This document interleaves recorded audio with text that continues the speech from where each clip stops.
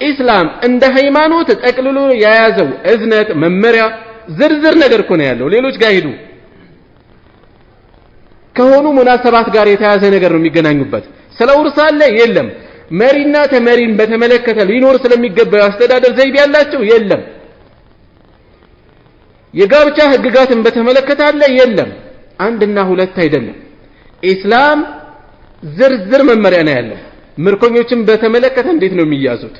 የጦርነት ህጎችን በተመለከተ እንዴት ነው የሚሆነው? እንዴት ነው ህፃናት እንዳትነኩ፣ ሴቶችን እንዳትነኩ፣ መነኮሳትን እንዳትነኩ።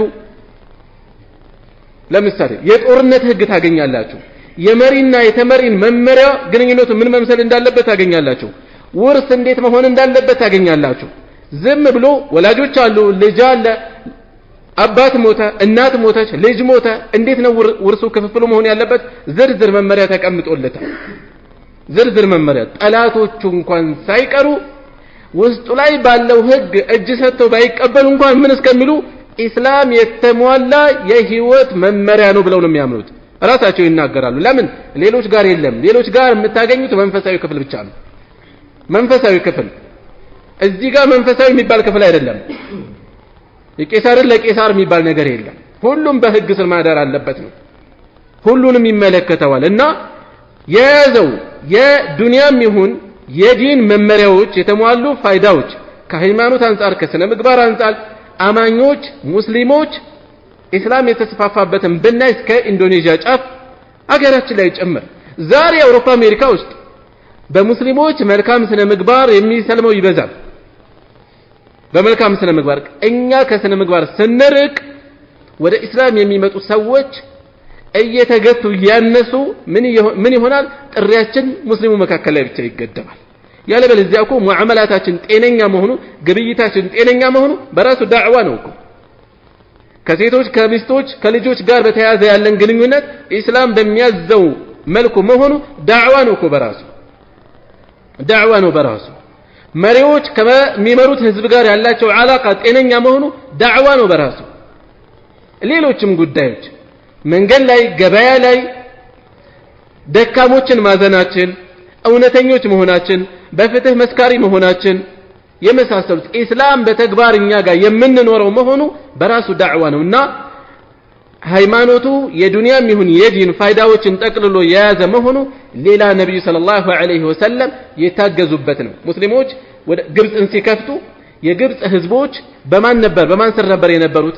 በሮማውያን በነሳራዎች እጅ ነበር የነበሩት። ነገር ግን ሰልፍ ሰርተው ግራና ቀኝ ሰልፍ ሰርተው ነው ሙስሊሞችን የተቀበሏቸው።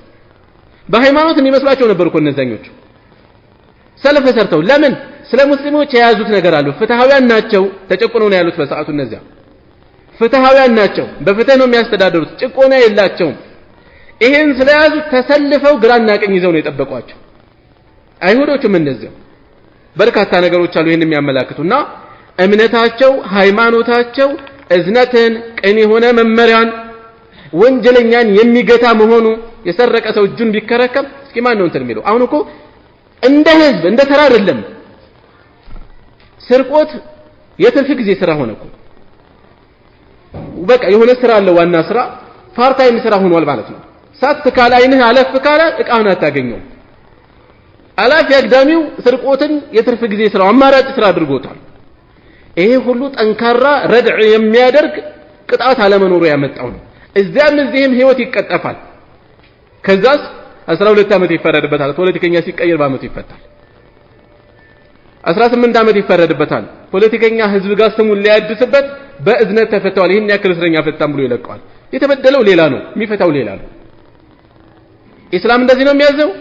ነፍስ ያጠፋ ሆን ብሎ ነው የገደለው በሞት ነው የሚቀጣው። ቂሳስ ውስጥ ህይወት አለ ነው ያለና አላህ Subhanahu Wa Ta'ala ህይወት ይጠበቃል። ያለበለዚያስ ቂሳስ ከሌለስ ቁጭት አለ። ልጁን ገና ሲወልደው ደመላሽ ብሎ ያወጣለታል። ያን ይዞ እየጠማው ነው የሚያድገው። ከዛስ ከቤተሰብ ከጎረቤት የሆነ ሰው ይገደላል። ነገ በጉልበት ያስመልሳል ነው የሚለው፣ ይገላል። ከዛ ደግሞ ይቀጥላል። እንደዚህ ሰንሰለት ማለት ነው። ሰንሰለት ነው የሚቀጥለው። የገደለ ቢገደል ሲቀጥላል። ይሄ ምን ሊያደርግ እገላለሁ ቢል ይከተለዋል። የሚከተለውን ያውቃል። ለዚህም ነው በረጅሙ የኢስላም ታሪክ ውስጥ በነብዩ ሰለላሁ ዐለይሂ ወሰለም በኸሊፋዎቹ ዘመን ስንት ሰው ነው ገሎ የተገደለው? ስንት ሰው ነው ዝሙት ፈጽሞ የተገደለው? ስንት ሰው ነው ሰርቆ የቆረጠው? ቢፈለግ በጣት የሚቆጠር ነው። ለምን? ኢስላም ከእንዲህ አይነት ጸያፍ ጥፋቶች የራቀ ማህበረሰብ ኮተኮተ። የተኮተኮተበት የወንጀሉን ክብደት እንዲያይ፣ አኺራን እንዲያስብ፣ አላህን እንዲፈራ ማድረግ አንድ አማራጭ ነው። ሁለተኛ ደግሞ አጥፊዎች ላይ የሚወሰደው ጥብቅ የሆነ እርምጃ ነው። በእንዲህ አይነት ህጋችን በትምህርት ቤቶች በተለያዩ አጋጣሚዎች ሲነሳ ፈጽሞ ልናፍራ ይገባል። ፈጽሞ የገደለ ይገደላል፣ የሰረቀ ይቆረጣል። ደረታችንን ነፍተን ቀና ብለን የምንናገረው ነው መሆን ያለበት። ለወንጀለኛ ከለላ የሚሰጥ አካል ሊያሸማቀቅ እንዴት ይሆናል? ሊሆንም አይገባውም። ኢስላም መመሪያው እንዲህ አይነት ነገሮችን የያዘ የዲንም የዱንያም ፋይዳዎችን ጠቅልሎ የያዘ መሆኑን በዚህም ረድቷቸዋል አላህ Subhanahu Wa Ta'ala።